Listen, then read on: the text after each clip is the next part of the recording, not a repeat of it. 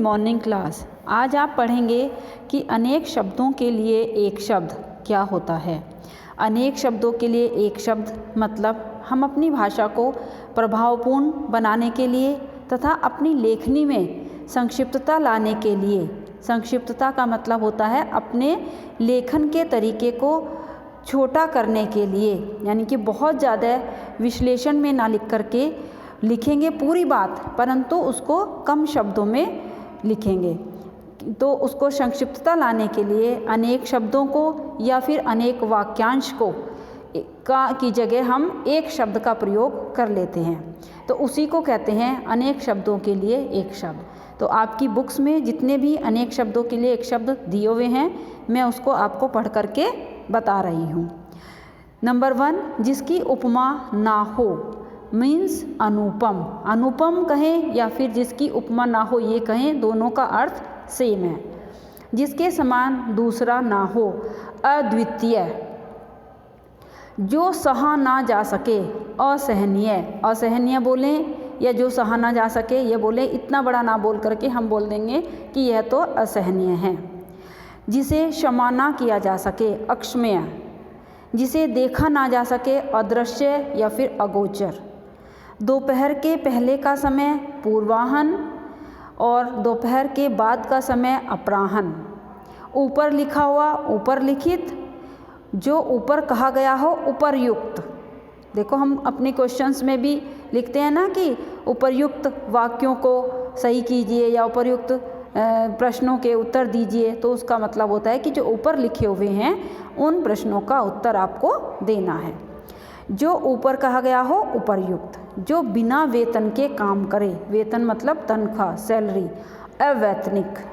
जो बहुत कम जानता हो, अल्पज्ञ। मन की बात जानने वाला, अंतर्यामी। कह देते ना कि ये तो अंतर्यामी है, मतलब इसने तो मन की बात जान ली। जिसकी तुलना ना की जा सके, अतुलनीय। जिसे शाप दिया गया हो, अभिशप्त। जो हर जगह व्याप्त हो, सर्वव्यापी। जो जीवन भर के लिए हो, आजीवन। किए हुए उपकार को ना मानने वाला, कृतघ्न। और जानने की इच्छा रखने वाला, जिज्ञासु। जिसने इंद्रियों को जीत लिया हो, जितेंद्रिय। जल में रहने वाला, जलचर।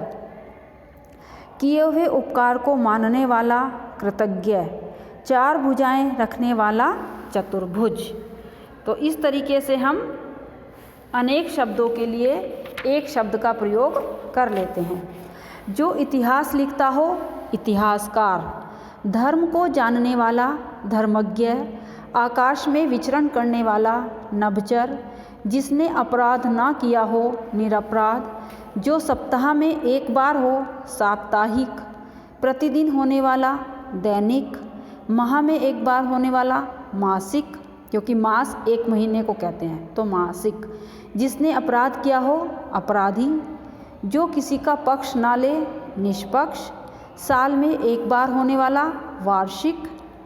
शत्रु का वध करने वाला, शत्रुघ्न। गणित को जानने वाला, गणितज्ञ। जहाँ जाना कठिन हो, दुर्गम। जहाँ पहुँचना आसान हो, सुगम। आँखों के सामने होने वाला, प्रत्यक्ष। जो सदा सत्य बोलता है, सत्यवादी। जिसके माता पिता मर गए हों, अनाथ। पृथ्वी के चारों ओर की हवा, वातावरण। जो सहन करने योग्य ना हो, असहनीय। जो कभी बूढ़ा ना हो, अजर। जो कभी ना मरे, अमर। जो नियम के अनुसार ना हो, अनियमित। जो आँखों के सामने हो, प्रत्यक्ष। जो ईश्वर में विश्वास रखता हो, आस्तिक। कुछ इसमें रिपीट दिए हुए हैं। जो ईश्वर में विश्वास न रखता हो, नास्तिक। जो आसानी से मिले, सुलभ। और जो कठिनाई से मिले, वो दुर्लभ। जिसका कभी नाश ना हो, अनश्वर। सदा रहने वाला, शाश्वत। जो काम कठिन हो, दुष्कर। जिसका आकार ना हो, निराकार। जिसका अंत ना हो, अनंत। जिसका इलाज ना हो सके, असाध्य। उपकार मानने वाला, कृतज्ञ। तो इस तरीके से बहुत सारे शब्द हैं, ध्यान से सुनते रहिए आप। उपकार ना मानने वाला, कृतघ्न। उपकार मानने वाले को कृतज्ञ और उपकार ना मानने वाला कृतज्ञ, ये पहले भी आ चुके हैं। जिसका कोई आदि ना हो अनादि, जिसका कोई कारण ना हो अकारण, जिस पर विश्वास किया जाए विश्वसनीय, जिस पर विश्वास ना किया जाए अविश्वसनीय, अत्याचार करने वाला अत्याचारी, अनुकरण करने योग्य अनुकरणीय, जो सहन कर सके सहिष्णु, जो सहन न कर सके असहिष्णु, अचानक होने वाला आकस्मिक, आज्ञा मानने वाला आज्ञाकारी, दूसरों से ईर्ष्या करने वाला ईर्ष्यालु, जो बाहर से मंगाया गया हो आयातित, जिसके मन में कपट हो कपटी, ढोंग करने वाला ढोंगी, कड़वा बोलने वाला कटुभाषी, मीठा बोलने वाला मृदुभाषी, 15 दिन में एक बार होने वाला पाक्षिक, सब कुछ जानने वाला सर्वज्ञ, जो पहले न पढ़ा हो अपठित, विज्ञान से संबंधित वैज्ञानिक, जो लोगों में प्रिय हो लोकप्रिय, व्याकरण का ज्ञाता व्याकरण,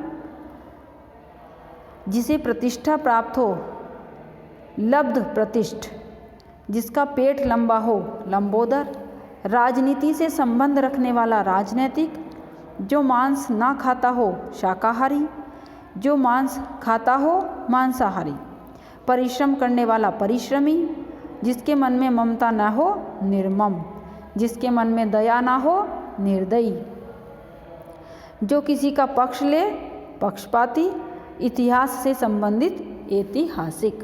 तो इस तरीके से ये आपकी बुक में 89 अनेक शब्दों के लिए एक शब्द दिए हुए हैं।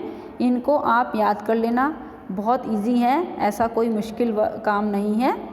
फिर भी अगर कोई शब्द आपको समझ ना आए, अपनी लाइव क्लास में आप मुझसे डिस्कस कर सकते हैं, पूछ सकते हैं। इनको आपको सबको याद करना है, नोटबुक में कुछ नहीं लिखना है, ये आपके फाइनल एग्ज़ाम में आएंगे। Okay, thank you class, God bless you.